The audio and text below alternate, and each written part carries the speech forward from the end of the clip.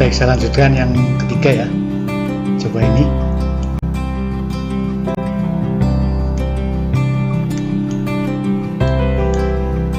Tentang area dapur ya. Area dapur ya otomatis pasti ada lantai ya. Lantainya luasnya biasanya harus memadai, tidak terlalu berjubel gitu ya. Ukuran luasnya harus memperhatikan peralatan yang ada yang mengisi ruangan itu. Jadi makin banyak peralatan biasanya makin sempit luas lantai yang untuk bekerja gitu. Jadi harus diperhatikan. Pedoman ukuran luas lantai itu biasanya 2 meter persegi untuk setiap orang di dapur gitu ya. Jadi kalau misalnya luas lantai dapur untuk 2 orang pekerja, maka adalah 2 kali 2 meter, 2 kali 2 sama dengan 4 meter persegi ini ukurannya. Jadi makin banyak yang diolah, makin banyak orang yang bekerja di situ, dan makin luas pula lantai yang diperlukan. Kira-kira idealnya seperti itu. Kemudian ada istilah bidang kerja. Bidang kerja ini biasanya yang merupakan bangunan tetap lah yang ada di situ ya, atau yang bisa juga dipindahkan dengan nyaman, mungkin pakai semacam etalase gitu ya. Tapi kalau sebaiknya bidang kerja ya tetap lah, yang bangunan tetap gitu. Kemudian permukaannya harus kuat, rata dan bersih gitu, dan juga bisa nanti bisa dilapisi dengan keramik atau perselain supaya kelihatan bagus dan menyenangkan, sehingga tidak bosan bekerja di.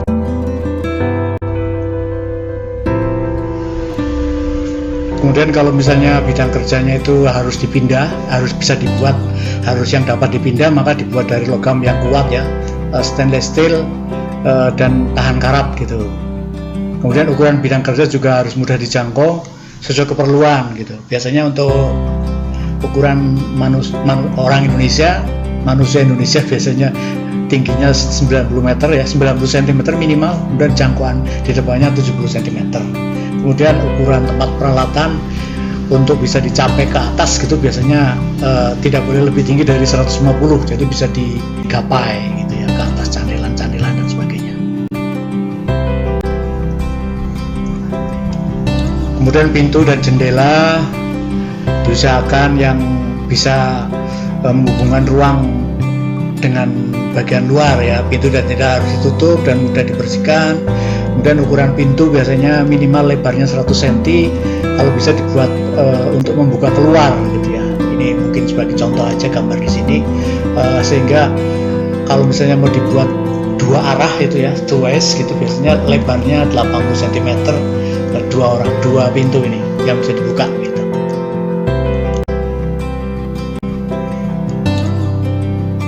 Atau pintu yang bisa menutup sendiri ya, self closing, sehingga jaminan sirkulasi udara bisa baik antara yang di dapur dengan yang terhubung keluar, bisa tembus udara.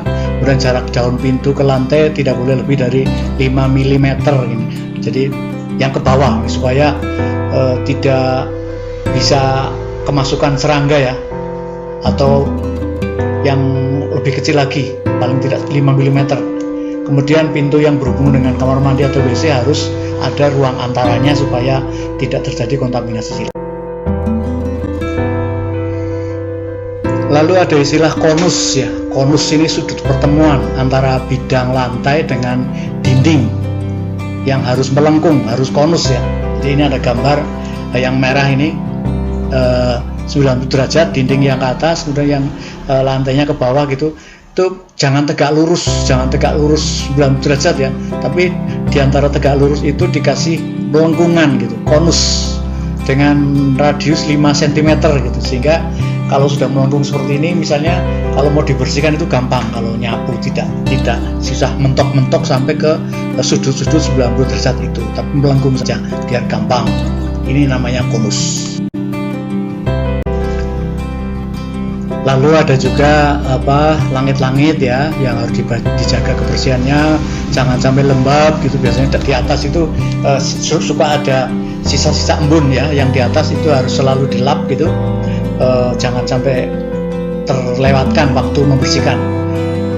Pakai yang kayak sogok yang ke atas gitu, seperti kain pel ke atas gitu, yang panjang gitu.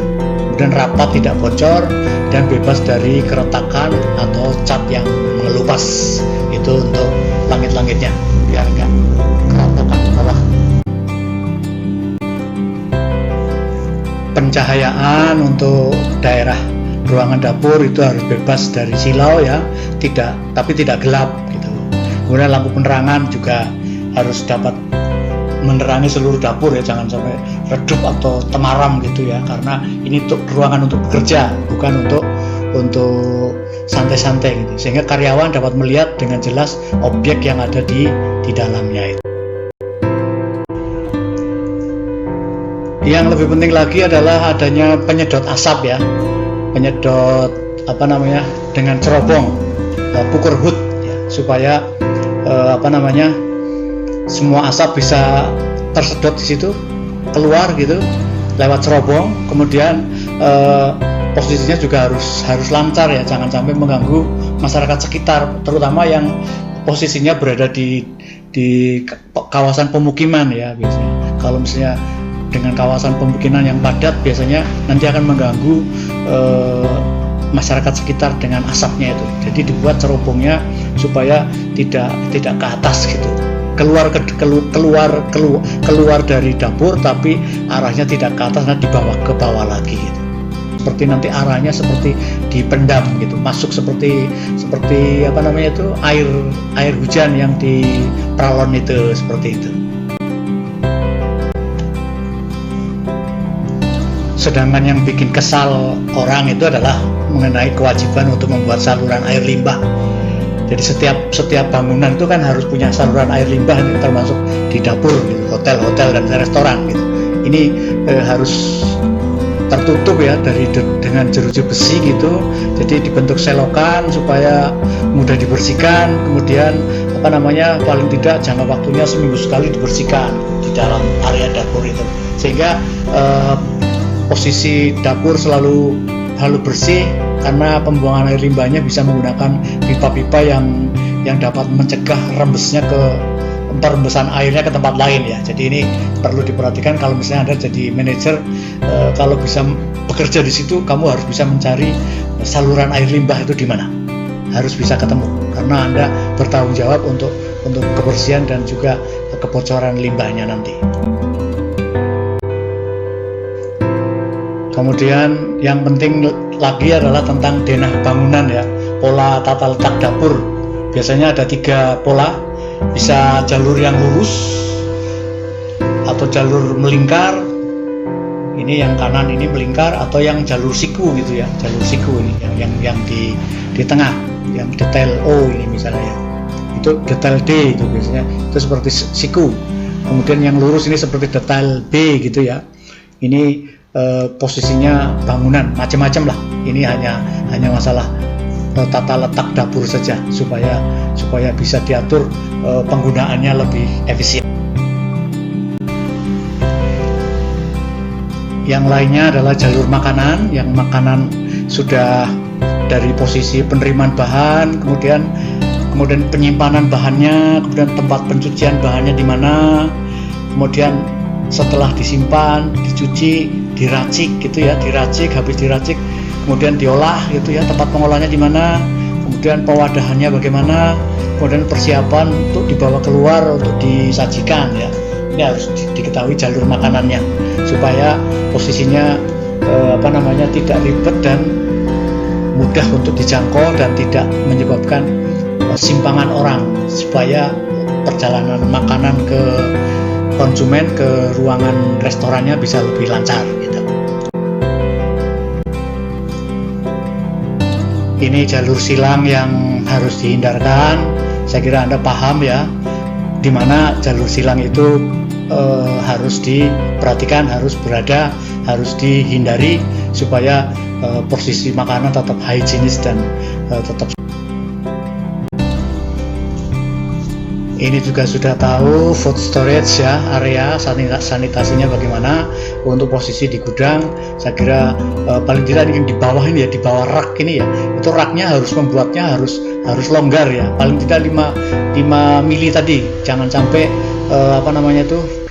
raknya itu yang bagian bawah ini nempel dengan lantai gitu, supaya ada udara masuk sirkulasi di bawah sehingga tidak mudah lembab, alatnya tidak bahan-bahannya tidak mudah busuk atau kemungkinan kena air gitu. Posisi makanan dingin, makanan untuk penyimpanan di freezer atau di kulkas ya, food storage. Saya kira Anda sudah tahu kapan harus menyimpan daging, dapat menyimpan telur, menyimpan ikan, kemudian menyimpan sayuran, kemudian menyimpan posisi makanan yang sudah masak gitu ya, prepared food gitu ya. Itu biasanya di bagian atas dari food storage itu, supaya tidak tercemar atau kontaminasi silang dengan yang daging mentah yang di bawah itu misalnya. Kemudian sanitasi di daerah kawasan pelayanan makanan ya, food service, apakah di restoran atau di bar gitu ya, untuk beverage service areanya bagaimana minumannya, atau untuk tempat makan karyawan gitu, nanti bisa dicek sanitasinya bagaimana. Ini juga saya kira semua bagian sudah memahami, tinggal dicek aja keberadaannya, posisinya jangan sampai terlalu kotor, terlalu ribet dan sebagainya, karena ini adalah sanitasi untuk area di pelayanan makanan dan minuman juga.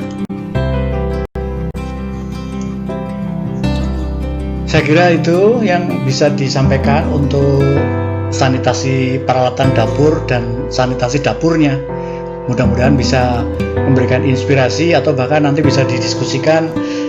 Anda yang pernah masuk langsung ke dapur atau di hotel maupun di restoran, saya kira mungkin pengalamannya berbeda-beda ya, tergantung hotelnya, karena tiap-tiap hotel besaran luasnya berbeda, sehingga jumlahnya berbeda. Tadi ada yang jalur lurus, jalur siku, jalur melingkar dan sebagainya. Saya kira nanti bisa didiskusikan masing-masing Anda kalau punya pengalaman, karena ini nanti bekal yang penting untuk Anda jadi manajer ya. Jangan sampai Anda tidak tahu apa-apa tadi yang saya katakan. Saya kira ini aja, saya akhiri. Terima kasih. Assalamualaikum warahmatullahi wabarakatuh.